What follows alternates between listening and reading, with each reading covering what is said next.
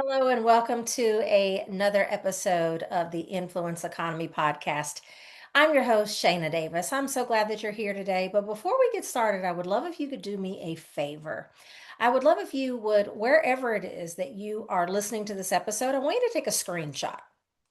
And with that screenshot, I want you to post it on LinkedIn, tag me, and then I just want to hear your biggest aha moment or your biggest takeaway from this episode. And the reason why I ask you to do that is because I just think that far too many leaders don't know how to cultivate and build the external influence that the new world demands. And every time we share these episodes, it's going to expose people to the signals that they need to develop in order to lead better. So I appreciate you in advance for being willing to share. Well, I'm flying solo today, no guest. So I just want to go ahead and just put it out there and jump straight to it. Let's just say the quiet part out loud. You, as the comms leader at your tech organization, are not the weakest link in your company's external narrative. Your messaging is tight, your strategy is solid. You know exactly what the company needs to say, when to say it, and how to position the brand in a way that builds trust with the right people. But here's the problem: there's someone on your leadership team, probably someone technical, who is quietly walking into panels, media interviews, and high stakes customer conversations and unraveling everything you built. Not maliciously, not recklessly, just because nobody ever taught them how to show up externally with the same precision and intentionality that you operate with every single day. And now, instead of driving strategy forward, you're doing damage control again. So that's what we're getting into today. Let me paint a picture of you, make it clear. Your CTO just wrapped a live panel at an industry conference. Big room, exactly the right audience, potential customers in the front rows, investors are scattered throughout, maybe a journalist or two in the back, they're taking notes. The moderator asks your CTO a gift question. Something like, how is your company thinking about AI in a way that's actually different from everyone else? And your CTO, they do exactly what technically trained leaders almost always do in that moment. They answer the question accurately. They walk through the architecture, they reference the internal development process, they use 4 acronyms in 90 seconds. Like, they're thorough, they're precise, and they're completely, utterly forgettable. The audience, yeah, they nod politely. No journalists write anything down. Nobody tweets. Nobody follows up. And here's the part that should make every comms leader uncomfortable. Your CTO didn't say anything wrong. They just said nothing that moved anyone. Now flip it. Same question, same room, same moderator.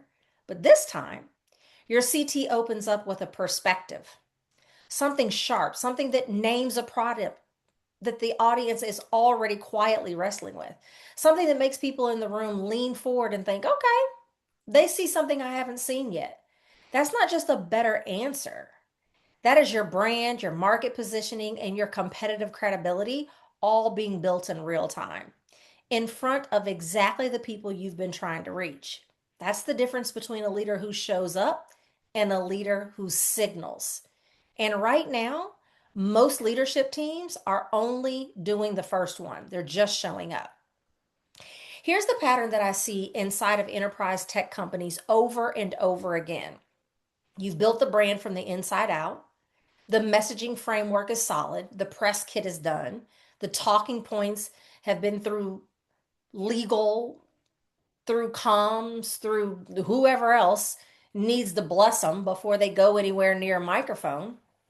And then a technical leader steps into an external moment, a media interview, a customer meeting, an enterprise sales conversation, and one of two things happens. Option one, they deliver the talking points, word for word, exactly as written, stiff, over rehearsed, and completely unconvincing because they sound like they're reading from a document rather than speaking from a perspective. I did that on purpose. Option two, they go off script entirely. They ad lib something that contradicts your positioning, or they go 3 levels deep into technical detail that nobody needed, nor did they understand.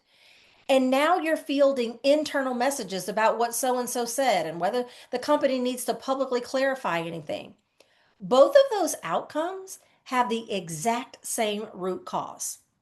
The leader was never developed to represent the company externally. They were built to run their function brilliantly. They were not built to broadcast it.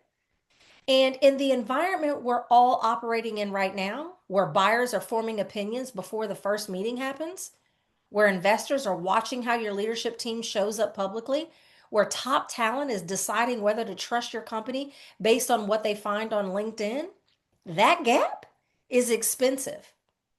Not just reputationally expensive, not just brand expensive, revenue expensive, trust expensive. The kind of expensive that compounds quietly and doesn't show up as a line item until it's already cost you something you can't get back. Let me make this concrete with something that you can feel in your own pipeline. Think about the last 3 major customer conversations or enterprise sales moments. How many of those buyers had already formed an impression of your company, of your leaders specifically, before they ever sat down with your team? All of them. Every single one, because that's how buying works now. By the time a decision maker is in the room with your sales team, they've already done the research. They've Googled your executives, they've checked LinkedIn, they've looked to see if any of your leaders have said anything publicly that gave them a reason to trust or a reason to hesitate. And if what they found was inconsistent, if they found a CTO whose LinkedIn still reads like a resume from 2018, or a VP whose panel appearances were technically competent but completely unmemorable, you just made your sales team's job significantly harder.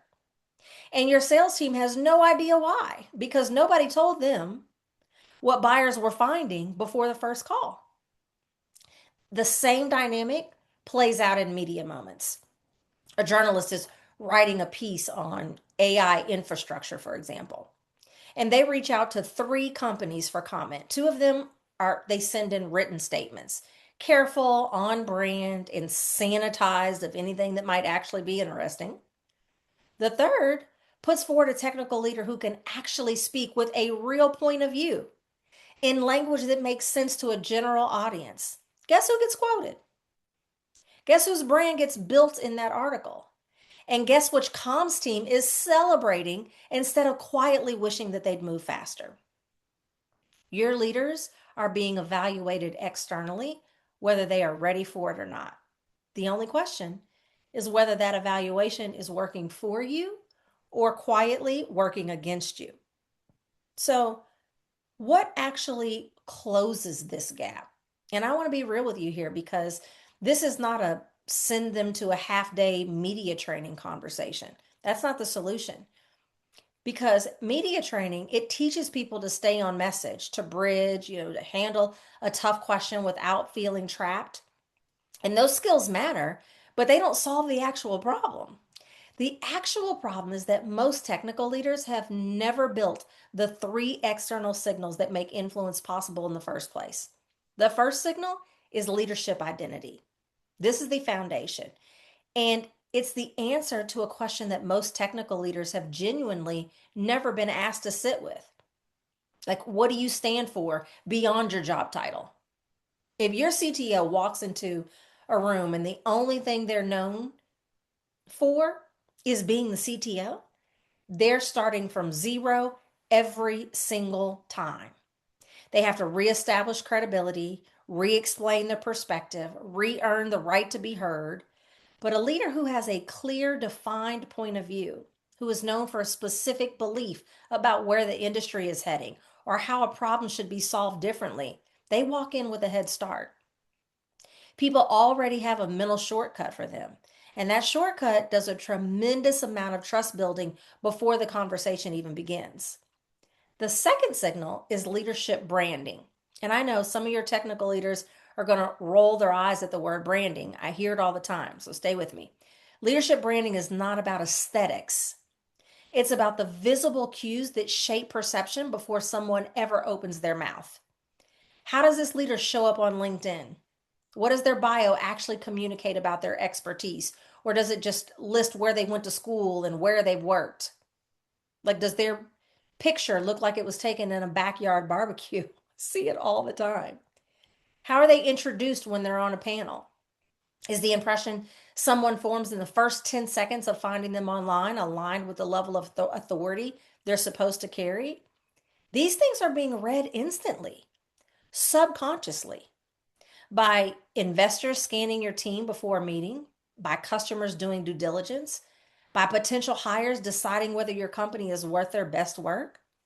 When leadership branding is elevated and consistent, it creates immediate credibility. People don't have to question the level. They don't have to wonder if this leader belongs in the conversation. The decision gets made before anyone speaks. When it's inconsistent or outdated or unclear, it creates hesitation. And hesitation is a problem you cannot afford in any of the moments that matter. The third signal is leadership messaging. This is the one that lives or dies in the actual external moment. The panel, the interview, the sales conversation. And this is where most technical leaders break down. And not because they're not smart, they're clearly smart, but because they've been trained to communicate internally, to be precise, to be thorough, to present data, to document thinking. External communication works on different rules. And this is not something that you can necessarily teach them in your talking points that you might be putting together as the comms leader. Because it's not about being accurate, which you can help them to do. It's about being resonant. It's about translating complex ideas into language that helps your audience make sense of their world and positions your leader as the person who sees what others don't yet see. When your technical leaders can do that, they don't just represent the brand, they amplify it. Every interview becomes a positioning asset. Every panel appearance shortens someone's path to trusting your company. Every external moment builds the kind of credibility that your sales team cannot manufacture on their own. So here's what I want you to actually do with this after the episode ends. Take your core leadership team, the people who show up externally, even the ones that just show up externally occasionally, your CTO, your head of engineering, your VP of product, whoever holds that role in your organization, and ask yourself three honest questions. One, if someone Googled that leader right now, what would they find? And more importantly, would what they find build confidence in your company, or would it create questions? And again, I'm not just talking about their education and their experience. That's table stakes. But when they've been presenting themselves externally, have they been able to communicate beyond what you've given them to memorize? Can they communicate beyond what someone could find on the website or in a brochure? Have they actually thought about what their point of view is about where the industry is headed? Two, the second question that I want you to ask yourself is, when that leader is in front of an external audience, are they delivering a point of view or are they delivering a job description? And three, when they go off script, because they will, everything can't be scripted out, everything can't be memorized and rehearsed. Does that help you or does it hurt you?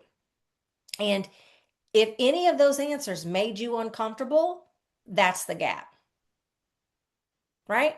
So the good news is that this is a closable gap. And I'm not talking about turning your engineers into performers. I'm not talking about coaching them into a version of themselves that feels fake or performative. The leaders who do this best are still entirely themselves. That's one of the very first things that I say to people. I'm not asking you to become anyone else. I'm just asking you to be more intentional about how you're showing up. They're just, we're developing them to carry their expertise into external moments in a way that actually lands. Identity, branding, messaging. When those three signals are built and aligned, the leaders you already have can walk into any external moment and do what you've been hoping they do all along. They carry the narrative, they don't undermine it. And they make your work go further than you could take it alone. So before I let you go, I want to leave you with the bigger picture.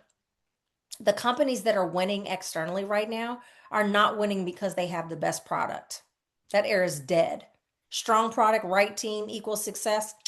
That era is gone. In most categories, the product advantage is narrowing faster than anyone wants to admit.